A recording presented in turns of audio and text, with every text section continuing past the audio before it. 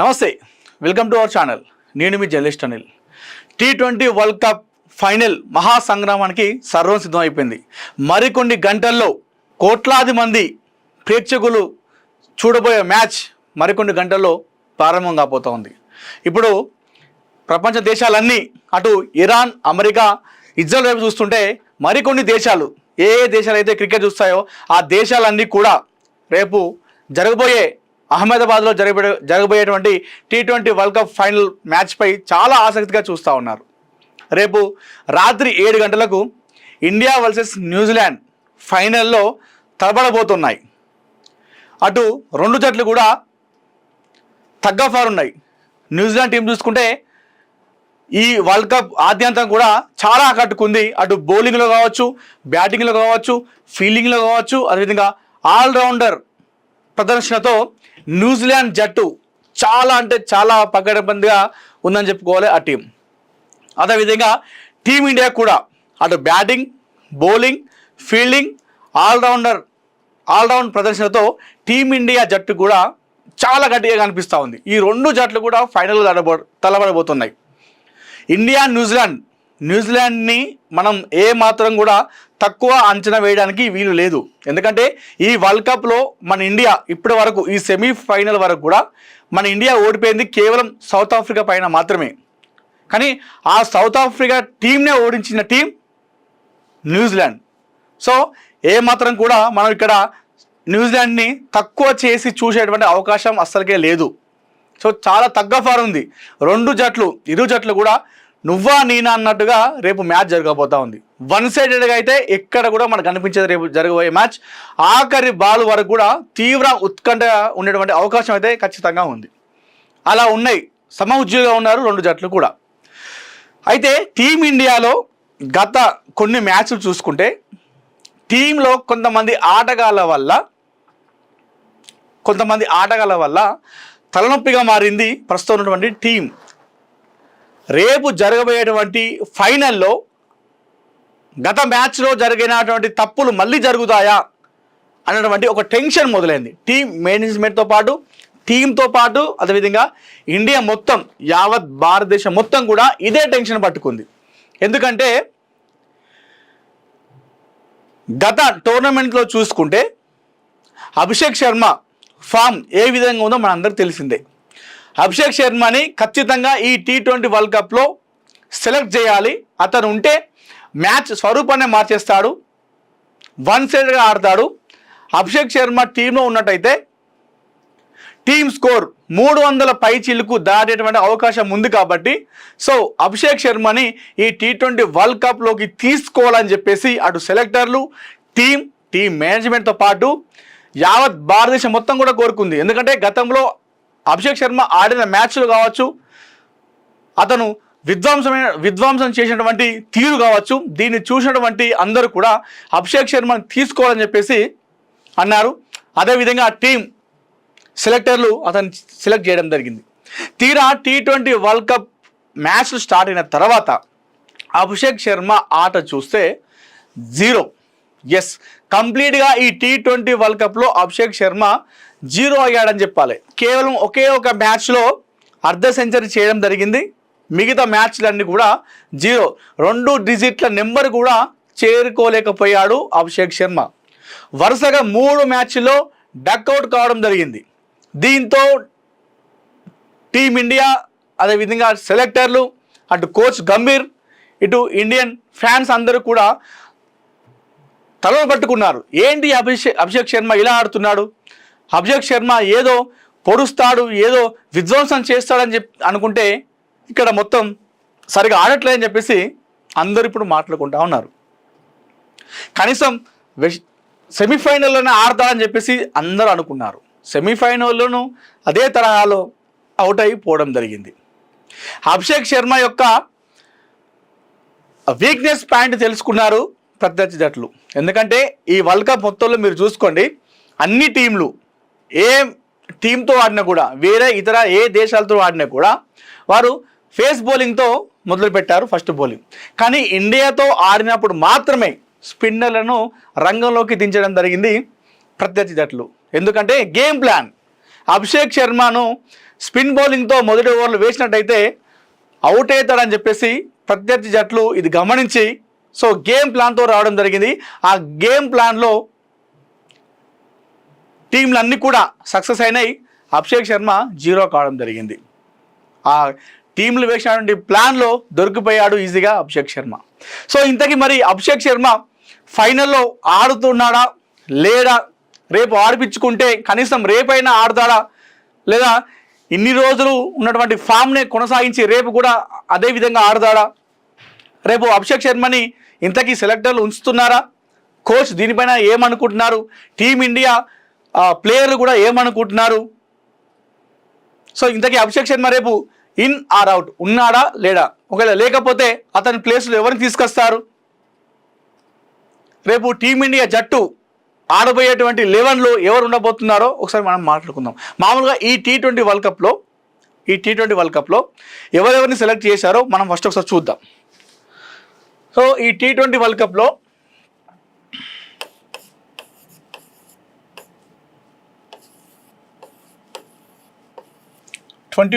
లో మనం చూసుకుంటే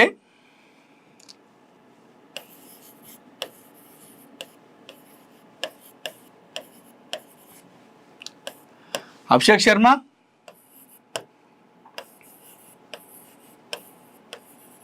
ఇషాన్ కిషన్,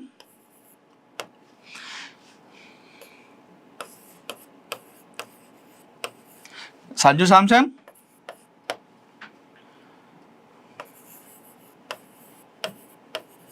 తిలక్ వర్మ, అదేవిధంగా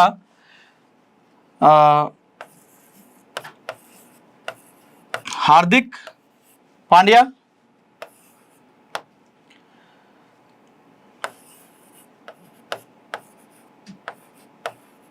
అక్షర్ పటేల్, నెక్స్ట్ చూసుకుంటే కెప్టెన్ సూర్యకుమార్ యాదవ్,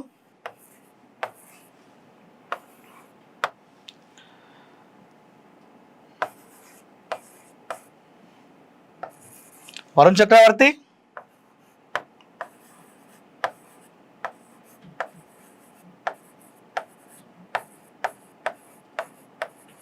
హర్షదీప్ సింగ్,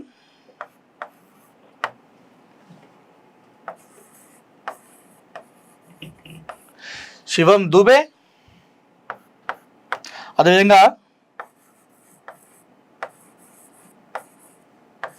జస్ప్రీత్ బుమ్రా. నెక్స్ట్ చూసుకుంటే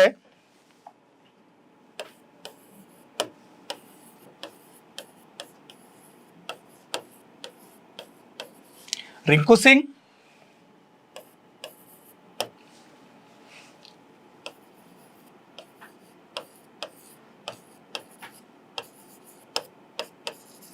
వాషింగ్టన్ సుందర్,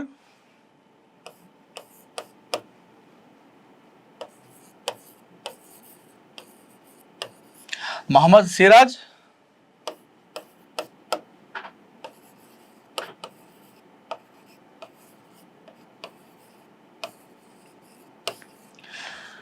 ఇది అభిషేక్ శర్మ, ఇషాన్ కిషన్, సంజు శాంసన్, తిలక్ వర్మ, హార్దిక్ పాండ్యా, అక్షర్ పటేల్, సూర్యకుమార్ యాదవ్, వరుణ్ చక్రవర్తి, హర్షదీప్ సింగ్, శివన్ దూబే, జస్ప్రీత్ బుమ్రా, రింకు సింగ్, వాషింగ్టన్ సుందర్, మహమ్మద్ సిరాజ్, హర్షిత్ రాణా. సో ఈ టీ20 వరల్డ్ కప్లో 2026 వరల్డ్ కప్ గాను వీళ్ళందరికీ ఫామ్ ఉన్న నేపథ్యంలో ఈ 15 మందిని సెలెక్ట్ చేసుకోవడం జరిగింది టీమిండియా సెలెక్టర్లు. సో ఈ 15 మందితోనే ఈ వరల్డ్ కప్ అనేది మనలో మొదలుపెట్టారు. అయితే గత కొన్ని రోజులుగా సూపర్ 8కి వచ్చిన తర్వాత సూపర్ 8లో ఆల్మోస్ట్ ఓవరాల్గా అంటే ఈ వరల్డ్ కప్ మొత్తం కూడా ఏదైతే నేను లిస్ట్ రాసినో సో వీళ్ళనే ఆడిపించుకోవడం జరిగింది. అభిషేక్ శర్మ, ఇషాన్ కిషన్, సంజు శాంసన్, తిలక్ వర్మ, హార్దిక్ పాండ్యా, అక్షర్ పటేల్, సూర్యకుమార్ యాదవ్, వరుణ్ చక్రవర్తి, హర్షదీప్ సింగ్, దూబే, బుమ్రా. సో వీళ్ళనే ఆడిపించుకున్నారు. ఒకే ఒక మ్యాచ్లో సౌత్ ఆఫ్రికా జరిగినటువంటి మ్యాచ్లో సూపర్ 8లో అక్షర్ పటేల్ ప్లేస్లో అక్షర్ పటేల్ని కాదని చెప్పేసి వాషింగ్టన్ సుందర్ని తీసుకోవడం జరిగింది సూపర్ 8లో. అయితే ఆ మ్యాచ్ మనం ఓడిపోయిన తర్వాత అందరూ కూడా ఎందుకు అక్షర్ పటేల్ని తీసుకున్నారు, తీసేసి వాషింగ్టన్ సుందర్ని ఎందుకు పెట్టుకున్నారని చెప్పేసి చాలా విమర్శలు వచ్చినాయి. ఆ విమర్శలు రావడంతో నెక్స్ట్ మ్యాచ్ నుండి మళ్ళీ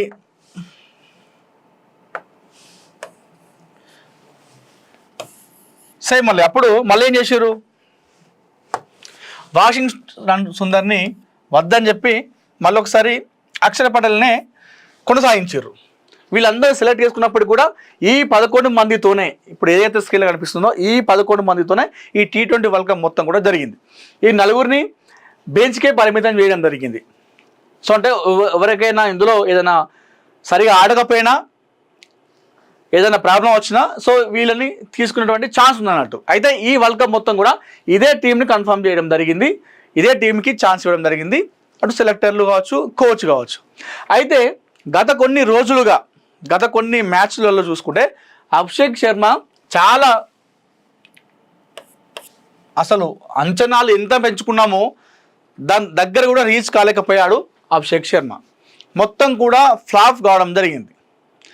అయినప్పటికీ అటు లీగ్ మ్యాచ్లో కావచ్చు, సూపర్ 8లో కావచ్చు, అదేవిధంగా సెమీఫైనల్లో కావచ్చు, ఇవన్నీ మ్యాచ్లు సరిగా ఆడలేకపోయినప్పటికీ కూడా సెలెక్టర్లు అదేవిధంగా హెడ్ కోచ్ ఎవరిని వద్దని చెప్పి ఇందులో రింకు సింగ్ కూడా ఉన్నాడు, వీళ్ళందరినీ కాదని చెప్పేసి ఇవ్వకుండా అభిషేక్ శర్మకే ఛాన్స్ ఇచ్చుకుంటూ వెళ్ళడం జరిగింది.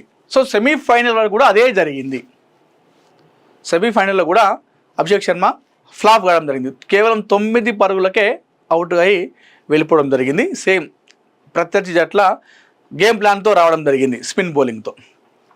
రేపు జరగబోయేటువంటి మ్యాచ్లో అభిషేక్ శర్మ ఉండట్లేదు అని చెప్పేసి చాలామంది అంటున్నారు, అభిషేక్ శర్మ ఆడద్దు అని చెప్పేసి చాలామంది అంటున్నారు. ఒకవేళ అభిషేక్ శర్మని కనుక మొత్తం కూడా ఫ్లాప్ అయిపోయిన టోర్నమెంట్, అభిషేక్ శర్మని కనుక ఒకవేళ రేపు తీసుకోకపోతే అతని ప్లేస్ని ఎవరు రీప్లేస్ చేస్తారు? అభిషేక్ శర్మను రీప్లేస్ చేసేటువంటి బ్యాట్స్మెన్ కూడా ఉండాలి కదా.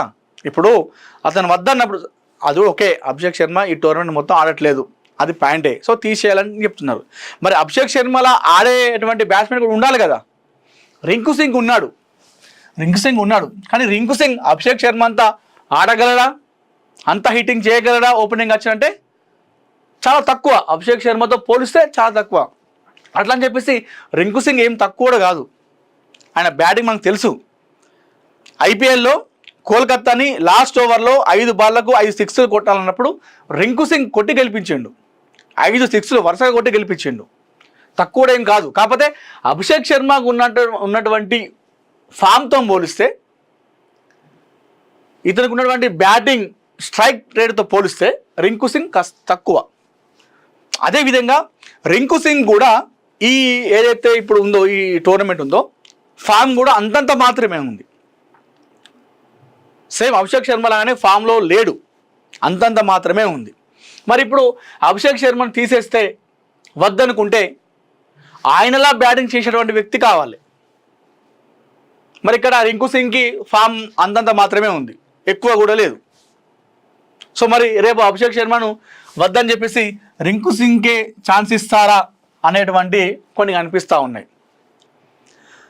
అదొకసారి చూసుకుంటే అభిషేక్ శర్మను మరొకసారి చాలామంది అంటూ ఉన్నారు, అభిషేక్ శర్మ కనుక ఒకవేళ అతను ఎప్పుడు ఆడతాడో ఎవరికి తెలియదు, అతను ఆడితే మాత్రం ఖచ్చితంగా ఒక విధ్వంసకరమైనటువంటి బ్యాటింగ్ చేస్తాడు, ప్రత్యర్థులకు చెమటలు పట్టిస్తాడు, టీమ్ స్కోర్ 300 పైచిలకు దాటేటువంటి అవకాశం కూడా ఉంటుంది. అభిషేక్ శర్మ ఆడితే అతని బలం, అతని ఏ ఇన్నింగ్స్లో ఎప్పుడు ఎలా ఆడతాడో తెలియదు, ఖచ్చితంగా ఈ ఫైనల్లో ఆడిపించుకోవాలని చెప్పేసి చాలామంది అంటూ ఉన్నారు. మరి ఆడిపించుకుంటే ఫైనల్లో కూడా అదే తరహాలో 5-0, 9 కొట్టి అవుట్ అయితే ఎట్లా అని చెప్పేసి చాలామంది. ఎందుకంటే ఓపెనింగ్ బ్యాటింగ్ అనేది T20 వరల్డ్ కప్ ఫైనల్, అది ఆషామాషి కాదు. ఈ ప్రయోగాలు చేయడం అనేది ఆషామాషి కాదు. T20 world cup final first ఎవరైతే బ్యాటింగ్ దిగుతారో వారి భాగస్వామ్యం కనీసం ఒక 100 పరుగులు వచ్చినట్టయితే, 100 పరుగులు కనీసం వచ్చినట్టయితే, కనీసం 10 ఓవర్లు ఆడినట్టయితే, ఇద్దరు కలిసి ఓపెనింగ్ శుభారంభం ఇచ్చినట్టయితే టీమ్ స్కోర్ ఎక్కువ పోయేటువంటి అవకాశం ఉంటుంది. అట్లా కాకుండా మొదటి 2-3 ఓవర్లోనే వికెట్ పోయినట్టయితే తర్వాత వచ్చేటువంటి బ్యాట్స్మెన్ పైన ఆ ఒత్తిడి అనేది చాలా పెరుగుతుంది. సో ఈ ఓవరాల్ ఈ వరల్డ్ కప్ మొత్తం కూడా అభిషేక్ శర్మ అదే చేసిండు, మొదటి 2 ఓవర్లకే అవుట్ కావడం జరిగింది. సో మరి రేపు అభిషేక్ శర్మ ఈ ఇంత ఫ్లాఫ్ల తర్వాత రేపు కూడా ఛాన్స్ ఇస్తారా, లేదంటే అభిషేక్ శర్మ పక్కన పెట్టి రింకు సింగ్కి జై కొడతారా అనేది మనకి ఇంకా క్లారిటీ లేదు. ఒకవేళ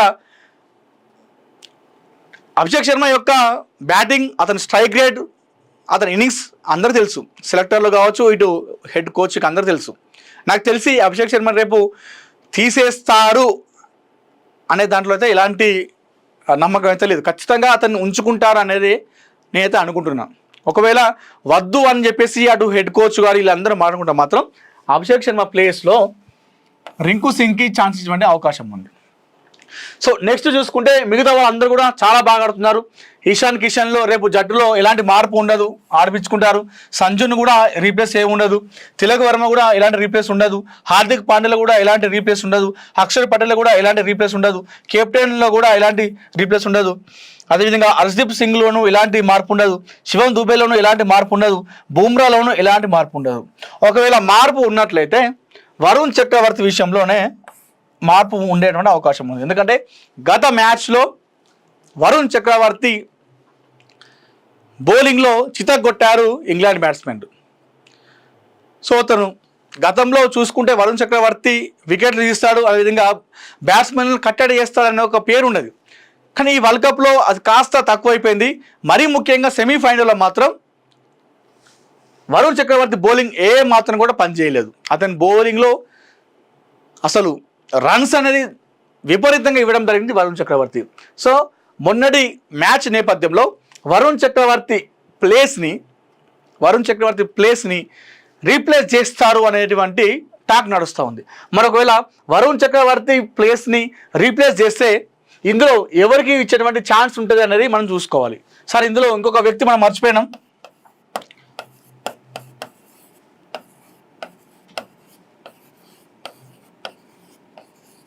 కుల్దీప్ యాదవ్. సో కుల్దీప్ యాదవ్ కూడా మంచి స్పిన్ బౌలర్, చిన్నోడేం కాదు. ఎన్నోసార్లు అటు ప్రత్యర్థి జట్లకు చుక్కలు చూపించిండు తన బౌలింగ్తో, తన స్పిన్ మాయాజాలంతో. సో కుల్దీప్ యాదవ్ కూడా ఉన్నాడు, ఈ బెంచ్కే పరిమితం కావడం జరిగింది, ఈ జట్టునే ఆడిపించుకోవడం జరిగింది. అయితే వరుణ్ చక్రవర్తిని ఒకవేళ రేపు రీప్లేస్ చేస్తే ఇందులో ఎవరు తీసుకుంటారు? వాషింగ్టన్ సుందర్కి ఛాన్స్ ఇస్తారా, మహమ్మద్ సిరాజ్కి ఛాన్స్ ఇస్తారా, హర్షిత్ రాణాకి ఛాన్స్ ఇస్తారా, కుల్దీప్ యాదవ్కు ఛాన్స్ ఇస్తారా అనేది మనం చూడాలి. మహమ్మద్ సిరాజ్కి ఇచ్చేటువంటి అవకాశం లేదు, ఎందుకంటే వరుణ్ చక్రవర్తి ఇక్కడ స్పిన్ బౌలర్ కాబట్టి మనకు ఒక స్పిన్ బౌలర్ ఉండాలి. ఎందుకంటే ఇక్కడ బూమ్రా అదేవిధంగా హర్షదీప్ సింగ్ ఇద్దరు కూడా ఫేస్ బౌలింగ్ ఉన్నది. సో అప్పుడప్పుడు మన శివం దుబే కూడా చేస్తాడు, అదేవిధంగా హార్దిక్ పాండ్యా కూడా ఉన్నారు, ఇద్దరు పేస్ బౌలింగ్కి. సో వరుణ్ చక్రవర్తి ప్లేస్లో సిరాజ్కు ఇచ్చేటువంటి ఛాన్స్ అయితే లేదు. ఇక్కడ హర్షిత్ రాణా కూడా పేస్ బౌలింగ్ కాబట్టి ఇద్దరికి ఇచ్చేటువంటి అవకాశం లేదు. ఉంటే మళ్ళా వాషింగ్టన్ సుందర్కి అదేవిధంగా కుల్దీప్ యాదవ్కి ఇచ్చేటువంటి ఛాన్స్ ఉంది. మరి వరుణ్ చక్రవర్తి ప్లేస్లో పర్ఫెక్ట్ బౌలర్ అయినటువంటి కుల్దీప్ యాదవ్కి ఇస్తారా, లేదా వాషింగ్టన్ సుందర్ అటు బౌలర్ కమ్ బ్యాట్స్మెన్ ఆల్రౌండర్ చేస్తాడు, అటు బౌలింగ్ చేస్తాడు, అదేవిధంగా బ్యాట్స్మెన్ చేస్తాడు, మరి ఇతనికి ఛాన్స్ ఇస్తారా అనేది మనం చూడాలి. ఒకవేళ వరుణ్ చక్రవర్తి చూస్తే పర్ఫెక్ట్ బౌలర్, అంటే బ్యాటింగ్ రాదు తనకు, ఓన్లీ బౌలింగ్ మాత్రమే పర్ఫెక్ట్ బౌలర్ అన్నమాట. వీళ్ళు వాషింగ్టన్ సుందర్ కావచ్చు, అక్షర్ పటేల్ ఏంటంటే పార్ట్ టైం బౌలర్ అన్నట్టు, అంటే ఆల్రౌండర్. వీళ్ళు అటు బ్యాటింగ్ బౌలింగ్ రెండు చేస్తారు. మరి ఇక్కడ పార్ట్ టైం బౌలర్కి ఇక్కడ పర్ఫెక్ట్ బౌలర్ అయినటువంటి వరుణ్ చక్రవర్తి కాకుండా వేరే వాళ్ళు ఛాన్స్ ఇస్తే ఇక్కడ పార్ట్ టైం బౌలర్ అయినటువంటి వాషింగ్టన్ సుందర్కి ఇస్తారా, లేదంటే మొత్తం పర్ఫెక్ట్ బౌలర్ అయినటువంటి కుల్దీప్ యాదవ్కి ఛాన్స్ ఇస్తారా అనేది రేపు మనం చూడాలి. రేపు మధ్యాహ్నం సాయంత్రం వరకు మనకు ఒక కొలిక్కి వచ్చేటువంటి అవకాశం అయితే ఉంది.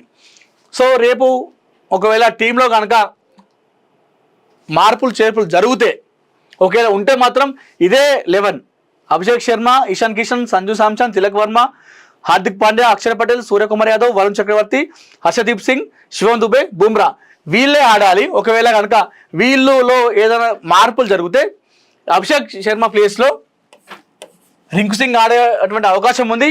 అదేవిధంగా వరుణ్ చక్రవర్తి ప్లేస్లో చూసుకుంటే ఇట వాషింగ్టన్ సుందర్, అదేవిధంగా కుల్దీప్ యాదవ్, ఇవే మార్పులు ఒకవేళ రేపు జరిగితే ఈ మార్పులే జరిగేటువంటి అవకాశం అయితే కనిపిస్తూ ఉంది. సో మీరేమనుకుంటున్నారు, రేపు జరిగేటువంటి ఫైనల్లో అభిషేక్ శర్మ ఉండాలా వద్దా? అభిషేక్ శర్మ ఉంటే రేపైనా కనీసం ఆడుతాడా? రేపు ఫైనల్లో అయినా తన ఇన్నింగ్స్ ఏంటో చూపిస్తాడా? తన బ్యాటింగ్ పవర్ ఏంటో న్యూజిలాండ్కి చూపిస్తాడా?